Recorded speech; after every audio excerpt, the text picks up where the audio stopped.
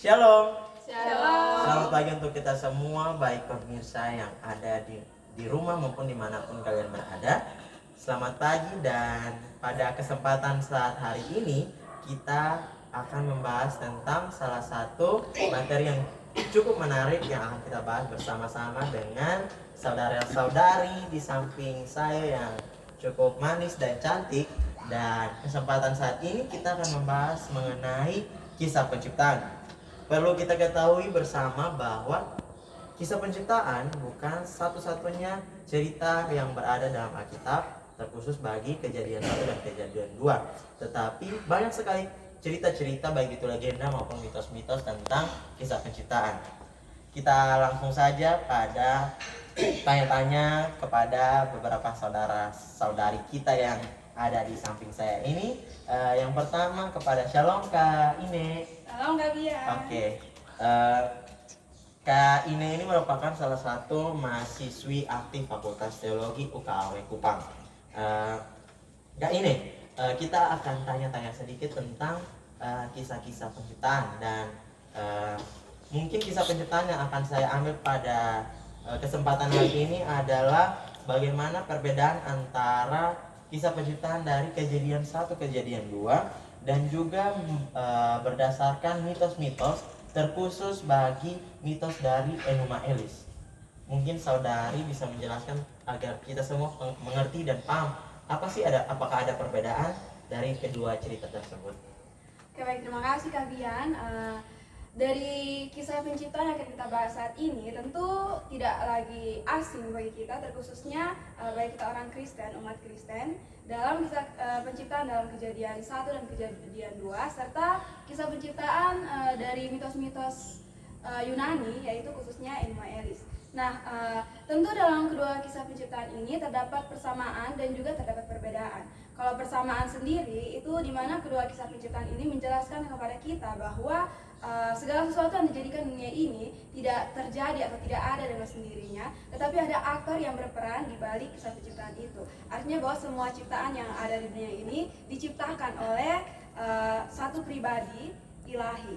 Nah, sedangkan perbedaan dari kisah penciptaan Alkitab, khususnya Kejadian 1 dan Kejadian 2 dengan kisah penciptaan Enuma Elis sendiri, itu dimana dalam penciptaan alam semesta itu kalau dalam Kejadian 1, kalau kita baca dalam Kejadian 1, itu segala sesuatu yang ada di bumi itu diciptakan oleh Tuhan dari ketidakadaan. Artinya bahwa Tuhan menciptakan alam semesta, baik itu tumbuh-tumbuhan, baik itu manusia dan lain sebagainya. Itu Tuhan ciptakan itu dari sesuatu yang tidak ada sebelumnya. Artinya bahwa Allah menciptakan itu tidak dari bahan dasar atau bahan baku yang telah tersedia, tetapi Allah menciptakan itu dari segala sesuatu yang belum ada. Itu dapat kita sebut dengan istilah ex nihilo. Nah, dari Allah menciptakan segala sesuatu dari yang tidak ada, itu berarti bahwa segala bahan dasar itu tidak berasal dari luar Allah, tidak berasal dari luar pribadi Allah, tetapi bahan-bahan dasar itu terdapat dalam diri Allah sendiri, yaitu melalui firman dan juga melalui roh Allah. Nah, itu dapat kita kenal dengan istilah ex deo. Nah, sedangkan perbedaan selanjutnya itu terdapat pada hakikat Allah. Nah, kalau hakikat Allah dalam Kejadian 1 dan Kejadian 2, itu Allah menciptakan itu tidak melalui peperangan, tetapi ada kerjasama antara para ilah-ilah yang terdapat dalam Kejadian 1 dan Kejadian 2. Sedangkan kalau dalam kisah Enuma Elis, itu penciptaan itu terjadi karena adanya peperangan antara para dewa-dewa, sehingga terciptalah segala ciptaan yang ada di muka bumi ini termasuk manusia.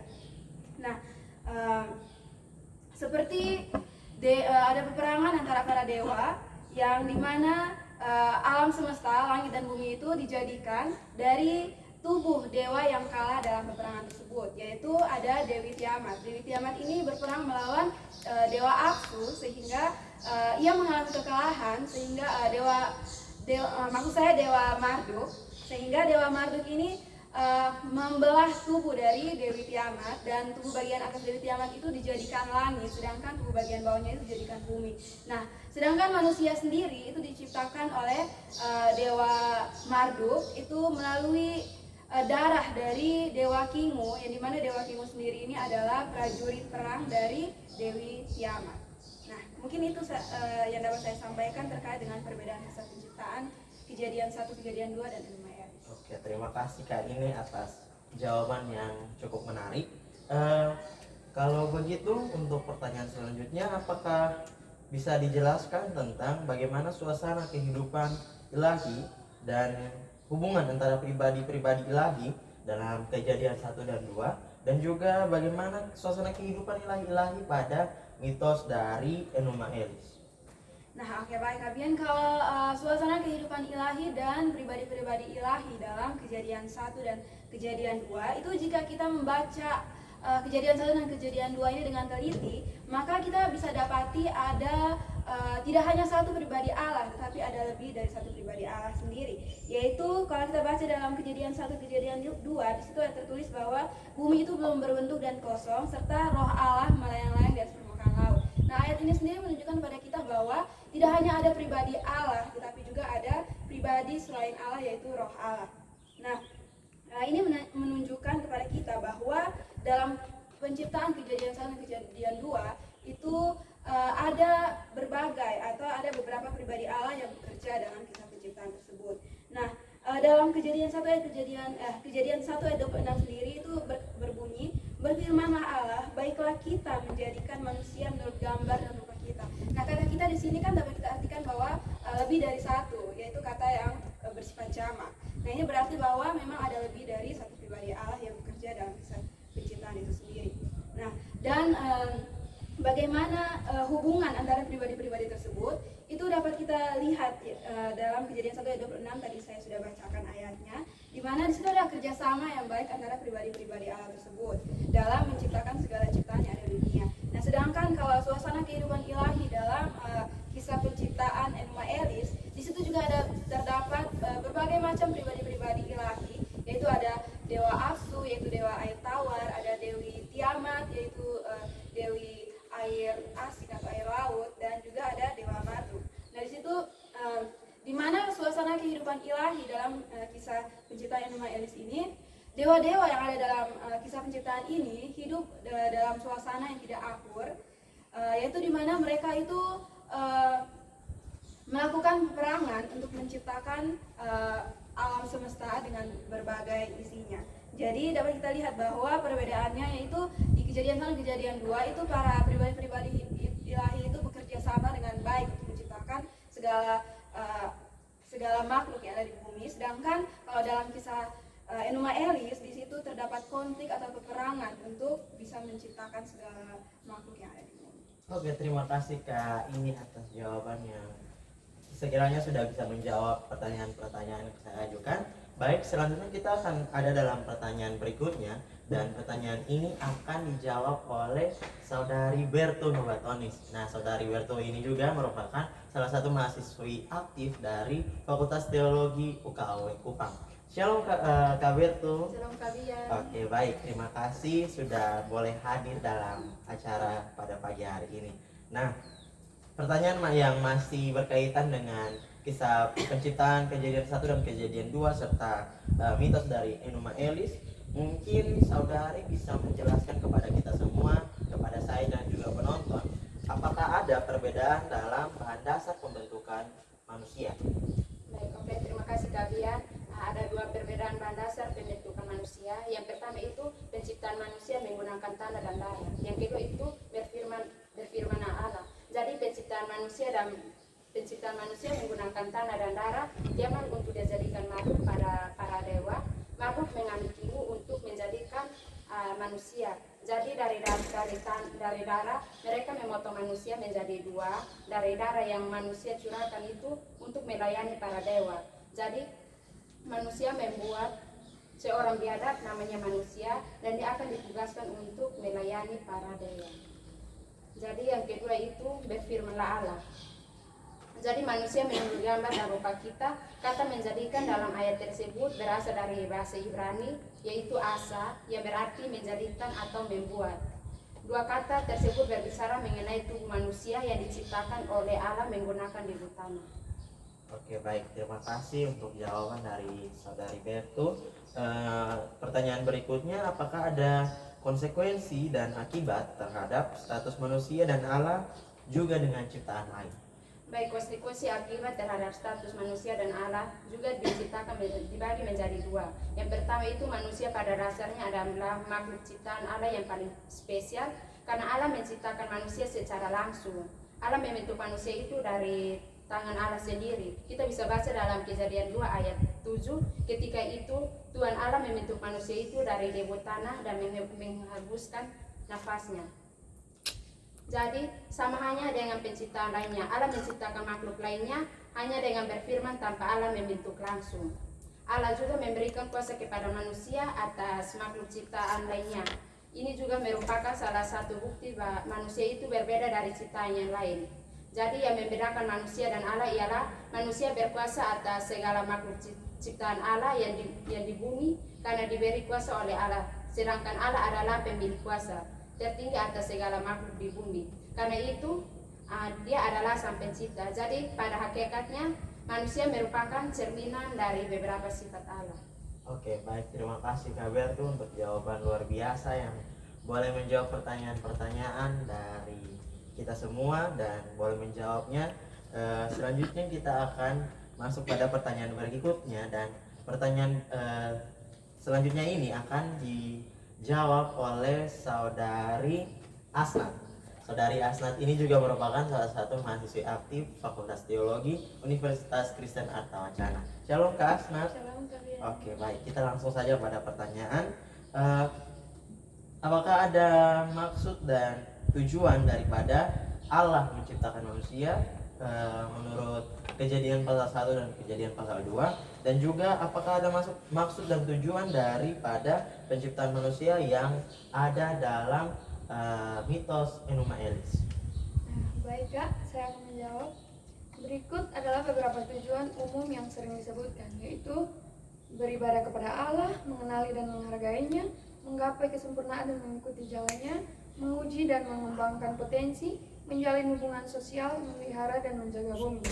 Nah, yang pertama, salah satu tujuan utama menciptakan manusia adalah agar mereka menyembah dan beribadah kepada Allah dengan sepenuh hati dan memenuhi perintahnya.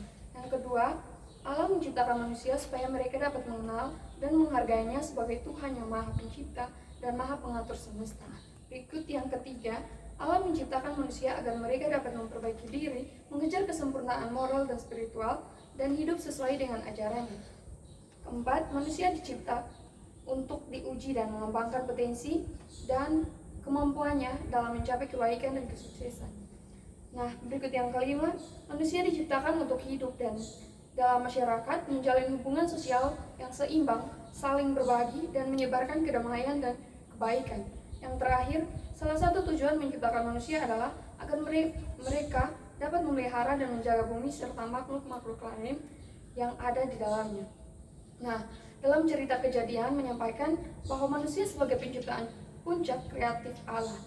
Dia menjadikan Adam dan Hawa menurut gambar dan rupanya.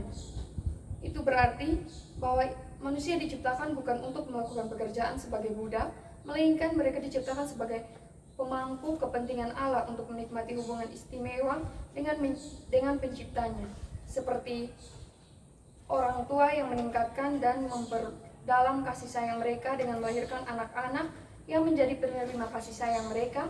Demikian pula Tuhan menciptakan manusia cerdas yang dengannya dia dapat berbagi hal-hal yang penting baginya.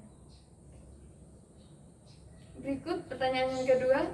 Saat Marduk mengalahkan Tiamat dalam peperangan, Marduk menugaskan dewa-dewa yang kalah yang telah mendukung Tiamat untuk melakukan berbagai tugas, termasuk bekerja di ladang. Namun tak lama, mereka mengeluh atas pekerjaan mereka yang memberontak kepada Marduk. Karena itu, Marduk lalu menciptakan manusia dari darah jenderal Tiamat yang bernama Kingu. Ia membunuh Kingu, dan dari darah Kingu tanah liat dan dari bumi, ludah dari dewa-dewa lain, ia lalu menciptakan manusia. Kepada manusia dibebankan pekerjaan yang sebelumnya ditugaskan kepada para dewa. Dengan demikian, manusia ditugaskan untuk menjaga saluran dan batas parit, mencangkul, mengairi tanah, bercocok tanam, mengisi lumbung, dan memelihara hewan ternak. Jadi, dalam kisah Enuma Elis, manusia diciptakan dengan tujuan untuk meningkatkan para dewa dari pekerja manual dan sebagai budak dari para dewa. Oke, terima kasih Kak Asaf untuk jawabannya. Oke, baik pemirsa yang ada di rumah, tadi merupakan jawaban-jawaban yang boleh menjawab pertanyaan-pertanyaan bagaimana perbedaan antara kisah penciptaan dari Kejadian 1 dan 2 serta kisah penciptaan dari mitos Enuma Elis. Seperti yang dikatakan di awal video bahwa kita perlu tahu bersama bahwa kisah penciptaan bukan hanya ada pada cerita kekristenan, tetapi juga banyak sekali mitos-mitos dan legenda-legenda tentang kisah penciptaan. Namun pada kesempatan saat ini kami hanya mengambil tentang bagaimana perbedaan dari kisah penciptaan Kejadian 1 dan 2 serta salah satu mitos dari Yunani tentang kisah penciptaan dari Enuma Elis. Nah, perlu kita ketahui bahwa dalam kedua kisah penciptaan tersebut, untuk kisah penciptaan dari kekristenan, Allah mempunyai perencanaan untuk menciptakan segala isi bumi. Sedangkan pada kisah penciptaan Enuma Elis merupakan cerita yang menciptakan segala sesuatu berakibat dari suatu perpecahan atau suatu pertempuran yang dilakukan oleh dewa-dewi. Demikian acara kita pada kesempatan pada pagi hari ini, kiranya dapat memberkati dan menambah wawasan kita tentang kisah-kisah penciptaan yang ada di dunia, baik itu dalam kekristenan maupun dari cerita-cerita lain.